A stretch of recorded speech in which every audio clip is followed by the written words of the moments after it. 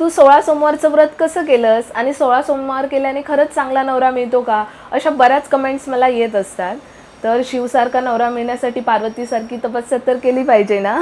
शिव असेच नाही मिळत.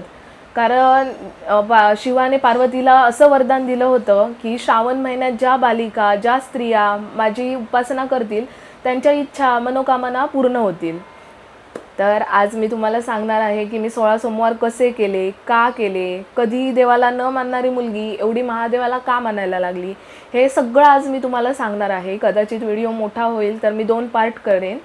तर चला सुरुवात करूया. तर कोरोनाचा काळ होता आणि तेव्हाच मी म्हणजे माझं कॉलेज पासआउट झालं होतं, माझं M.Com झालं होतं आणि घरी बसून बसून खूप कंटाळा आला होता आणि तेव्हा लॉकडाऊन पण लागलं होतं. लॉकडाऊनमध्ये आम्ही घरीच होतो. तर आमच्या घराच्या आसपासची जी काही बहिणी होत्या, भाऊ होत्या, आम्ही असं 2-4 जण मिळायचो आणि आमच्या घराच्या पाठीमागे असंच फिरायला माळरानावर जायचो. खूप कंटाळा आलेला असायचा आणि आमच्या तिकडे आमच्या वाडीत खूप कमी घरं आहेत आणि माळरान आणि जंगल खूप आहे. तर आम्ही रोज संध्याकाळी असंच फिरायला जायचो.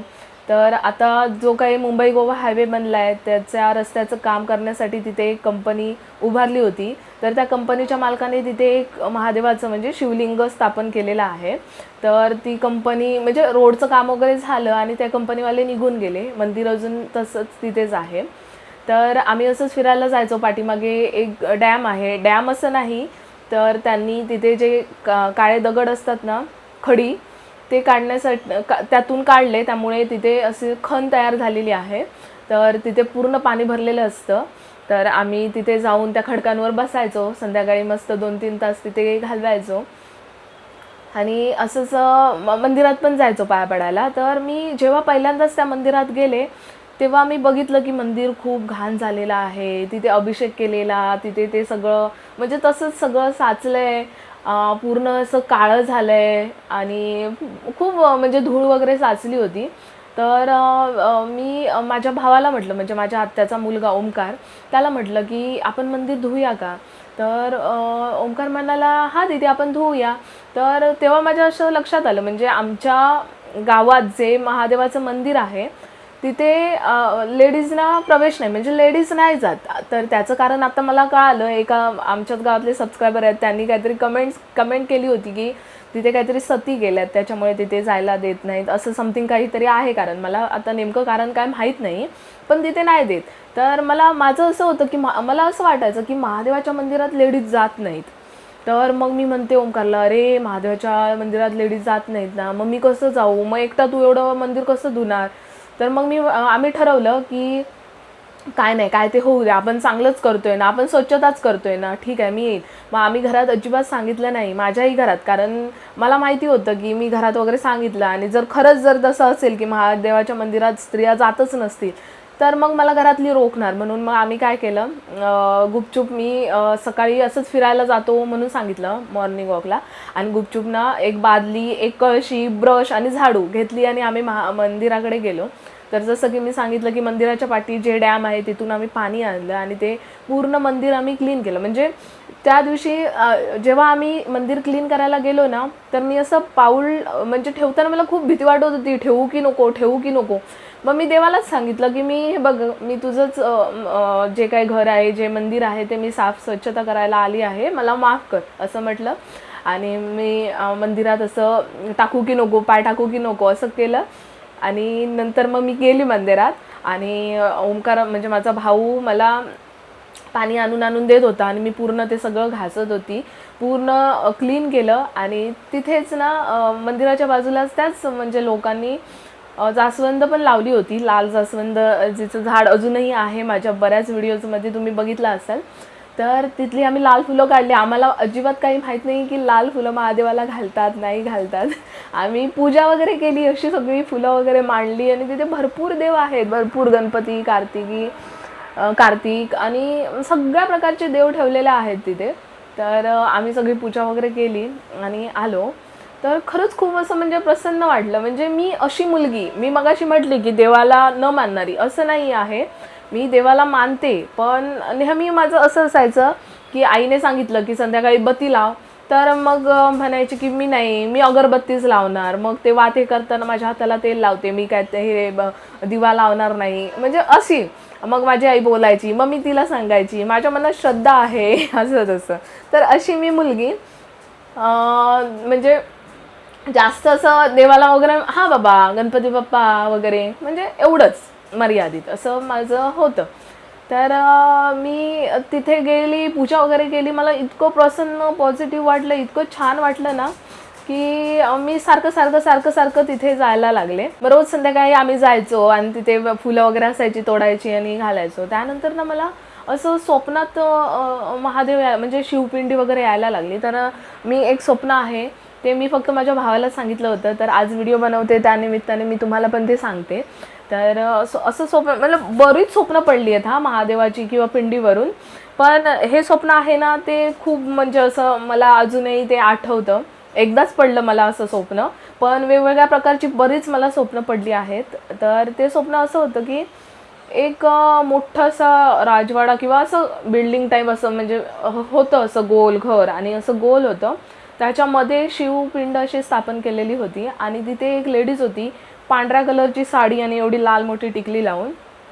तर तिच्या बोलण्या म्हणजे तिच्या सांगण्यावरून सगळं चालायचं. तर तिच्याशिवाय त्या शिवपिंडीची कोणीच पूजा करू शकत नव्हतं.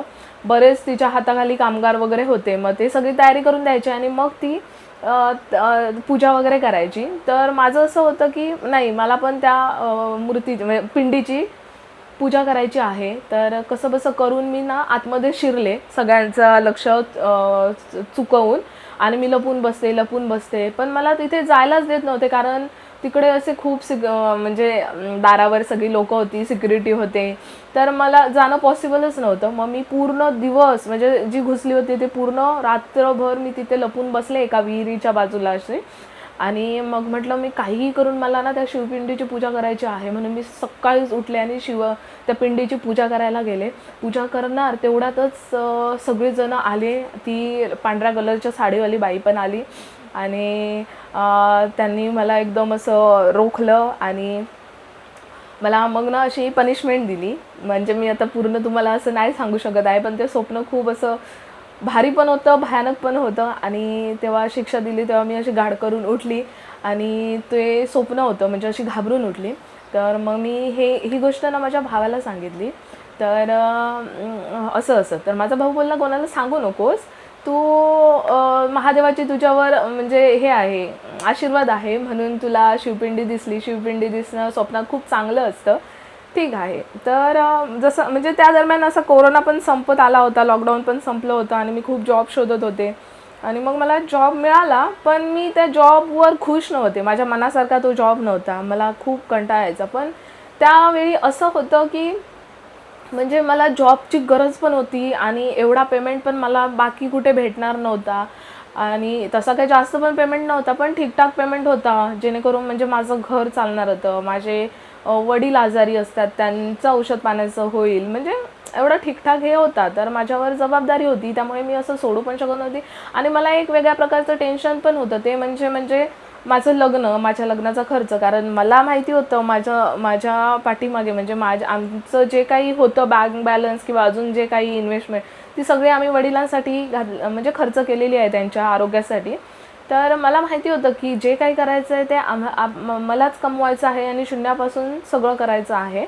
तर खूप मला त्या काळात ना टेन्शन होतं की यार कसं लग्न होणार आणि कसं सगळं एवढं करणार. तर सगळं चाललं होतं आणि त्याच्यामुळे म्हणजे सकाळी 7 वाजता मी जॉबला जायचे, म्हणजे थंडी वारा ऊन पाऊस न म्हणता मी 6-6:30 वाजता जॉबला जायचे, 7 वाजता पोचायचे, 4 वाजता सुटायचे. परत मी काहीतरी कोर्स करायचे, म्हणजे 7 ते 7 मी 12 तास बाहेरच असायचे. आणि माझी ना खूप झोप व्हायची नाही, चिडचिड व्हायची. आणि त्या काळात ना खूप म्हणजे माझ्या मनासारखं काय घडत नव्हतं, खूप चिडचिड होत होती.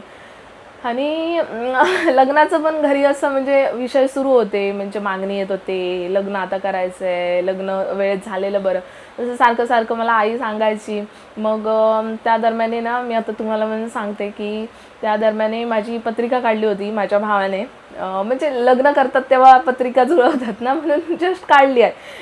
तर तेव्हा एक तो भटजी बोलला होता की असं असं ह्या वर्षी लग्नाचा योग आहे आणि बरंच काही बोलला होता. म्हणजे मी अशी मुलगी आहे की म्हणजे माझं सगळ्यांबरोबर माणसांबरोबर पटतं, पण ॲज अ पार्टनर मी नाही पटवून घेतलं असतं जर माझ्या मनासारखा जर पार्टनर मिळाला नसता तर. आणि मी अशी पण मुलगी नाही आहे की सहन करेन. तर ते मला पटलं की म्हणजे भटजी बोलला की जर म्हणजे तुटण्याचे चान्सेस वगैरे असू शकतात असं. तर मला ते टेन्शन होतं यार, म्हणजे मी माझ्या पूर्ण खानदानात कधी असं बघितलं नाही आहे, घटस्फोट वगैरे ह्या गोष्टी मी आसपास कुठे बघितलेल्या नाही आहे आमच्या इकडे.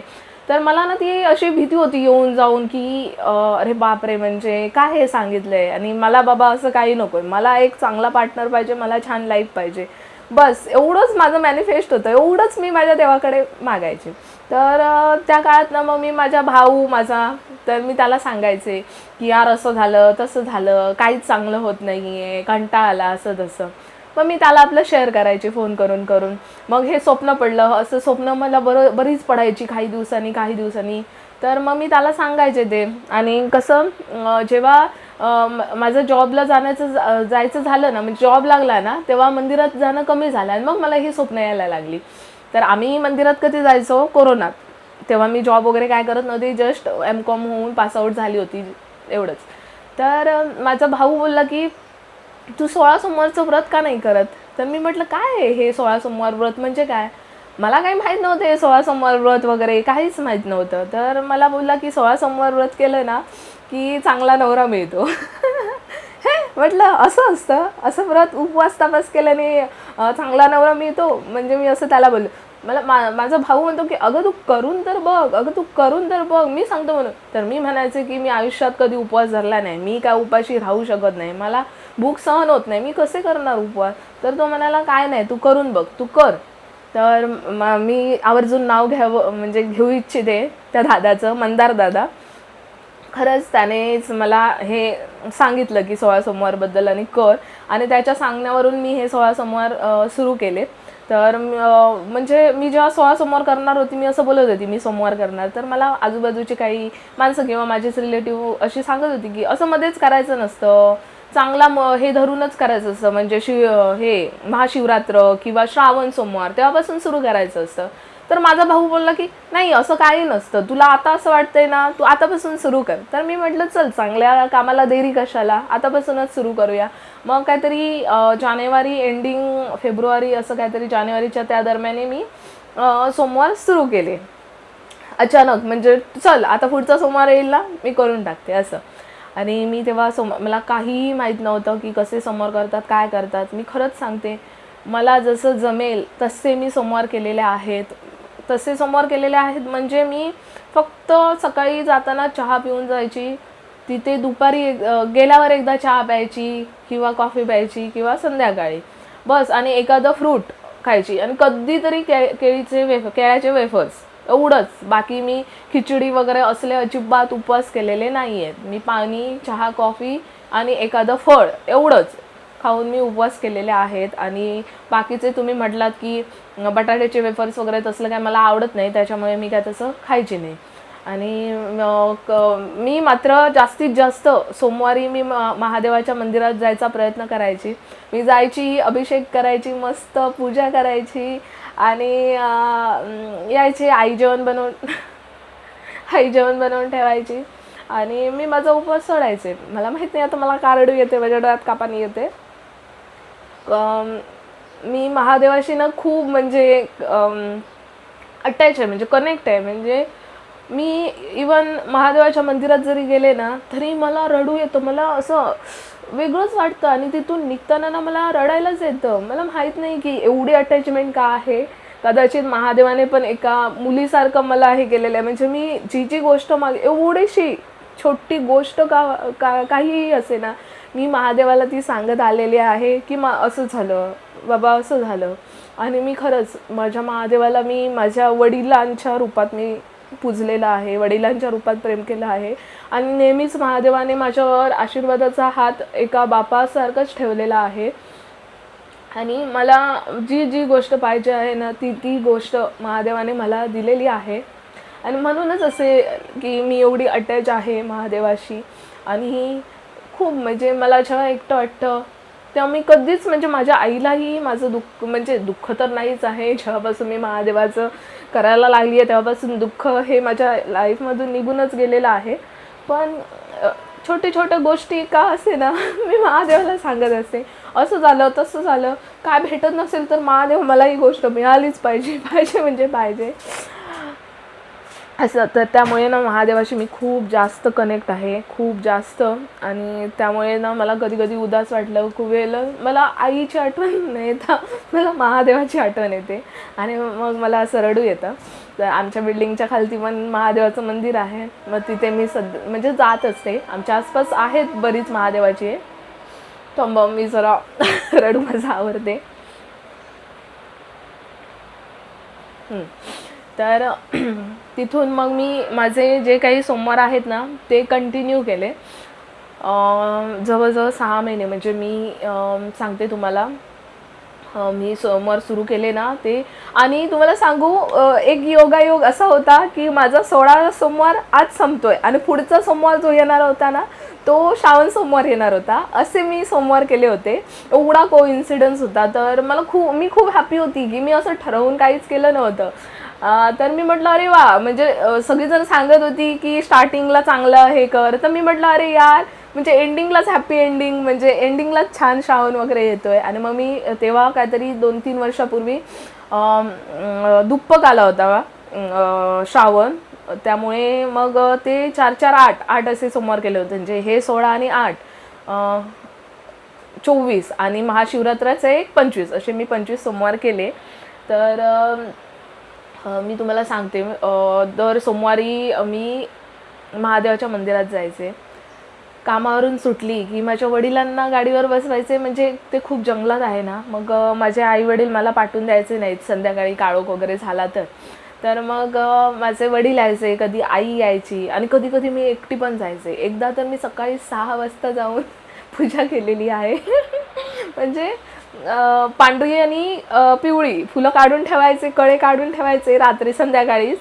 आणि मग मी तयारी करायचे आणि मग मी सकाळी जाता जाता म्हणजे उलटा रस्त्याने जावं लागायचं आणि खूप जंगलातून असं चिंचोळा रस्त्यातून. मग तिथून गाडी घालायची आणि मी महादेवाकडे जायची, पूजा करायची, अभिषेक करायची, बॉटलमधून पाणी भरून घेऊन जायची आणि मग तिथून मग मी कामावर जायचे. असं पण केलेलं आहे.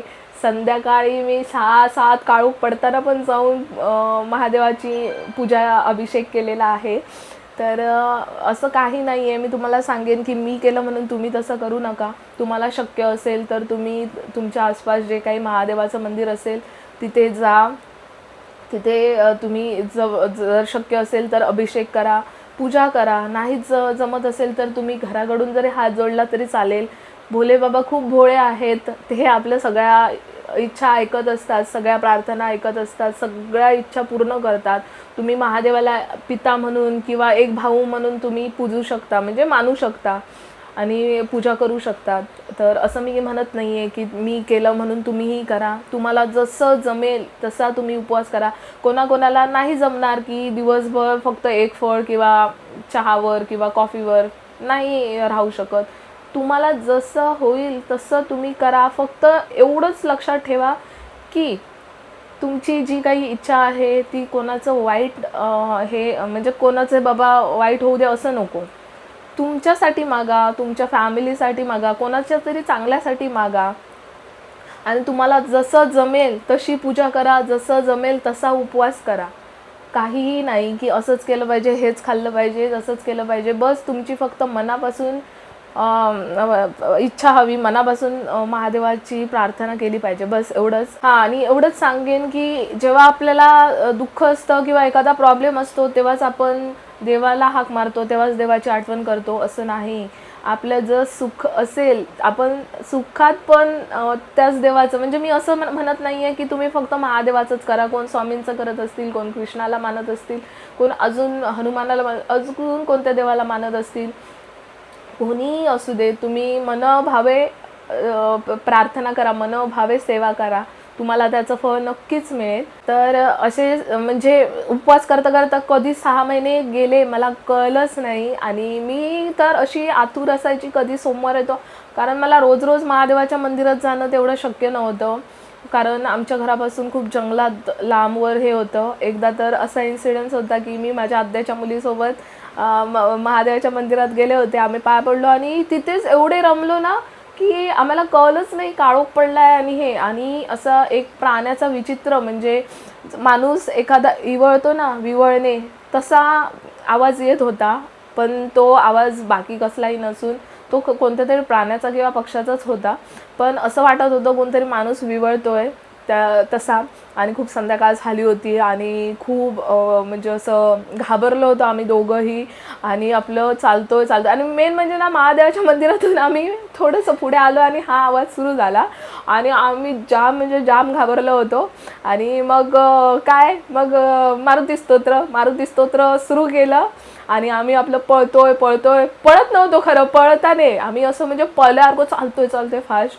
अशा पण काही अशा घटना आहेत. आणि मग हे सुरूच होतं, महादेवाच्या मंदिरात जायचं, सफाई करायची, धुवायचं, पुसायचं, पूजा करायची, हे सगळं असं खूप छान. आणि त्याच दरम्यान मी महादेवाकडे अशी इच्छा मागितली होती की मला चांगला लाईफ पार्टनर मिळू दे. म्हणजे ह्याची म्हणजे हीच इच्छा धरून मी पहिल्यापासूनच सोमवार सुरू केले होते, उपवास करायला सुरुवात केली होती. जेव्हा जायची तेव्हा मी महादेवाला म्हणजे एक मॅनिफेस्टेशन तसंच मी केलं होतं, मॅनिफेस्टच केलं होतं की मला बाबा असाच नवरा. कारण माझं असं होतं की माझा नवरा हा ना, मला जर बेवडा व्यसनी असा नवरा असता तर मी पटवून घेतलंच नसतं, नाहीच, मी त्या व्यक्तीसोबत राहू शकली नसती. त्यामुळे मी महादेवाकडे मागताना जसं मागायचे की देवा प्लीज, म्हणजे मला खूप चांगला समजूतदार, म्हणजे तो गरीब असला तरी चालेल, बाकी मला दिसणं मॅटर करत नाही, काहीही नाही, मला म्हणजे असा नवरा दे की जो बिनव्यसनी असेल, फक्त माझ्यावर प्रेम करेल आणि खूप छान सुखाचा संसार करेल. बस एवढं मागितलं होतं. आणि हेही मागितलं होतं देवाकडे की महादेवा प्लीज, म्हणजे माझ्या लाईफमध्ये अशी माणसं ठेव ज्यांना माझं भलं दिसेल, ज्यांच्यामुळे मला त्रास होणार आहे, जे माझ्या वाईटासाठी आहेत, त्यांना माझ्या लाईफमधून खरंच दूर कर. आणि लिटरली त्या काळात मी उपवास करायला लागली, हळूहळू माझ्या लाईफमधून सगळे मित्रमैत्रिणी, सगळी माणसं दूर जायला लागली. तर मग मला पहिलं वाईट वाटायचं, यार मी ह्याच्याशी भांडली नाही, काय नाही, याच्याशी अचानक बोलायचं, पण अरे यार असं काय. तर बरेच प्रॉब्लेम येतात ह्या काळात, बरीच माणसं दूर जातात, बऱ्याच माणसांचे चेहरे तुमच्या समोर येतात. तर असं माझ्या बाबतीत झालेलं आहे. आणि हळूहळू एक माणसं सगळी दूर झाली त्यावेळी माझ्यापासून. बस मी म्हणजे एकटी होती, बस माझ्यासाठी फक्त माझा देव, माझी फॅमिली मॅटर करत होती, बाकी मला काही मॅटर करत नव्हतं. बस एवढंच होतं की सोमवार येणार आहे, उपवास करणार आहे आणि मी ह्यासाठी खुश व्हायची की मी महादेवाच्या मंदिरात जाणार आहे. तर असं झालं. आणि मग मी विश मागितली होती की, आणि मी देवाला असं सांगितलं होतं की जेव्हा माझे सोमवार कंप्लीट होतील तेव्हा म्हणजे तू माझा कोण पार्टनर आहे ना, तो मला दाखवून दे, मिळवून दे, असं सांगितलं होतं. आणि जसे जसे माझे सोमवार संपत आले, आणि मी देवाला असं पण बोलले होते की जिथे मी पूजा करायला जाते ना, तिथे म्हणजे महादेवाची पिंडी अशी, म्हणजे मी नंतर व्हिडिओ बघायचे महादेवाची पूजा कसं करतात का, मग ते सारखे तेच व्हिडिओ यायला लागतात ना. मग त्यामध्ये असं मी एका व्हिडिओमध्ये बघितलं होतं की महादेवाची जी पिंड असते ना, ती अशीच ठेवू नये, त्याच्यावर गळती किंवा जलाभिषेक होत राहायला पाहिजे. तर आमच्या वाडीतला एक दादा आहे, तो पण खूप महादेव भक्त आहे, तोही आता त्या मंदिरात जाऊन खूप दर सोमवारी पूजा अर्चा करतो, सगळं खूप छान करतो. तर मी त्याला सांगितलं की दादा, माझी अशी विश आहे की मला ना इथे गळती लावायची आहे महादेवाच्या इथे, पण मी कशी लावू, काहीच वरून तर म्हटलं लावू शकत नाही, कारण ते घुमटीसारखं असं छोटंसं मंदिर आहे, कशी लावू. मग त्याने ना मला स्टँड एक बनवून दिलं. मग तिथे मग मी ह्याचा तांब्याचा गडू, म्हणजे गळती अशी नेऊन ठेवली. मी माझ्या मागच्या ब्लॉगमध्ये ते सगळं दाखवलेलं आहेच. माझे जे आधीचे सबस्क्रायबर आहेत त्यांना माहीतच आहे, त्यांनी बघितलेच असतील, जे माझ्या स्टार्टिंगपासून जर्नी माझी बघतायत त्यांना तर माहीतच असेल. तर मग ती विश होती. मग जसं माझं 16 सोमवार कंप्लीट झाले, मी विश ती गळती नेऊन तिथे लावली. आणि बरेच जण सांगतात तू कसं उद्यापन वगैरे केलंस. तर मी खरं सांगते, तुम्हाला जसं जसं जसं वाटेल तसं तसं तसं तुम्ही करा. असं सांगत नाही की प्रत्येक व्हिडिओ बघा तुम्ही, कोण वेगळं सांगतं, कोण वेगळं सांगतं, कोण वेगळं सांगतं. तुमच्या मनाला जे चांगलं वाटेल, ठीक वाटेल तेच करा. म्हणजे असं म्हणतात की पांढरे वस्त्र दान करा किंवा माणसांना हे घाला, अन्न दान करा, असं म्हणजे मदत करा असं असतं. तर मी कसं केलं होतं, मी केली होती म्हणजे पूजा केली होती जाऊन. मग माझ्या भावाने मला वेगळंच सांगितलं होतं, आता तू 16 सोमवार केले ना, मग 16 पानविडे ठेव, असं तसं काय काय सांगितलं होतं. त्याने मला म्हणजे माझा गुरु, माझा मार्गदर्शक तोच होता, म्हणून मग मी तसं उद्यापन केलं. आता मी नाही सांगू शकत की तुम्ही पण तसंच करा. तर आणि मग मी ती गळती नेऊन तिथे म्हणजे पूर्ण जाऊन मंदिर धुतलं होतं, पूजा केली होती. नंतर मला कळालं की शिवपिंडीवर हळदी कुंकू किंवा लाल फूल वर्जित आहे, म्हणजे फूल नाही वाहू शकत आपण. पांढरी निळं फूल, पांढरं फूल, पिवळं फूल तुम्ही घालू शकता. तर मग मी पूजा वगैरे मस्त केली, मग ती गळती वगैरे लावली. आणि मग माझी अजून एक विश होती की मी तिथे जाऊन झाडं लावावी. मग ती नर्सरीमधून मग मी झाडं घेऊन आली. तिथे एक पांढऱ्या जास्वंदीचं झाड लावलं, तिथे मी शमीचं झाड लावलं, बेलाचं झाड लावलं, धतूरचं झाड लावलं. त्यातलं आता बेलाचं झाड, शमीचं झाड आणि जास्वंदीचं झाड आहे. बाकी धतूर वगैरे होता तो मरून गेला, कारण मे महिन्यात तिकडे पाणी नसतं आणि एवढा लांब जाऊन पाणी रोज घालणं पण शक्य नव्हतं. तर बाकीची झाडं आहेत अजून, म्हणजे आता गेले होते तर ते चांगली आहेत. शमीचं झाड खूप छान झालं आणि बाकी जास्वंदीचं झाड पण खूप छान आहे. तर मध्ये मध्ये मी जाते तिथे, पण जाऊन मला खूप छान वाटतं. म्हणजे मी त्या मंदिरात जाऊन पूजा करते ना, माझ्यासाठी नाही आता शब्दात सांगू शकत आहे, खूप हॅप्पी असते.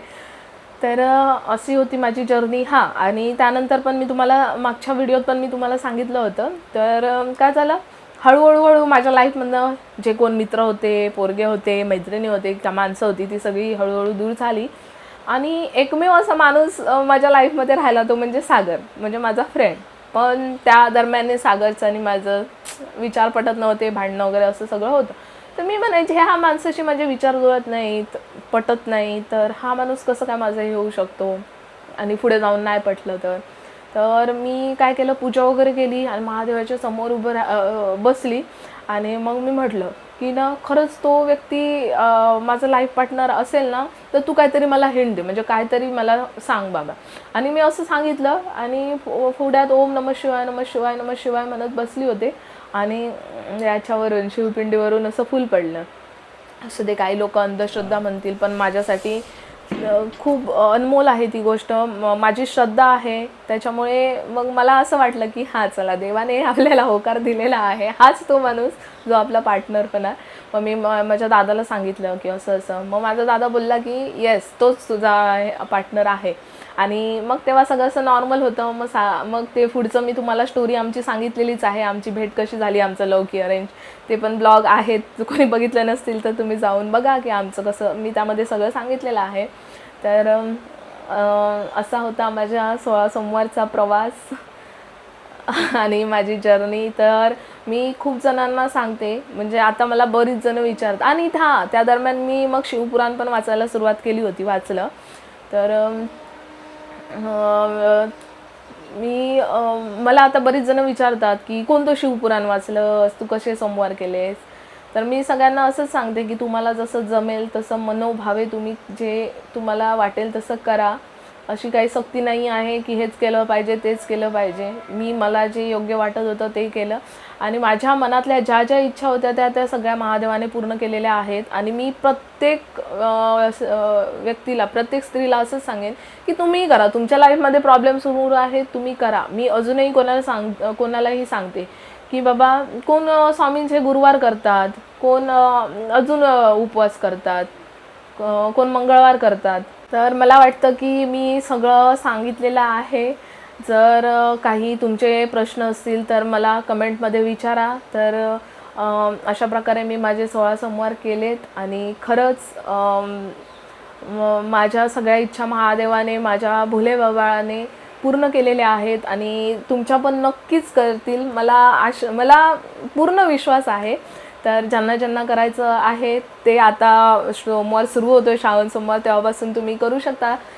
श्रावण सोमवार करा किंवा जमत असेल तर 16 सोमवार करा. तुमच्या इच्छा नक्की नक्की नक्की पूर्ण होतील. आणि जर तुम्ही करत असाल तर मला कमेंट करून सांगा, आणि तुमच्या इच्छा पूर्ण झाल्या तरी पण मला ह्या व्हिडिओवर येऊन कमेंट करून सांगा. तर चला, आता मी माझा व्हिडिओ इथेच संपवते. हर हर महादेव.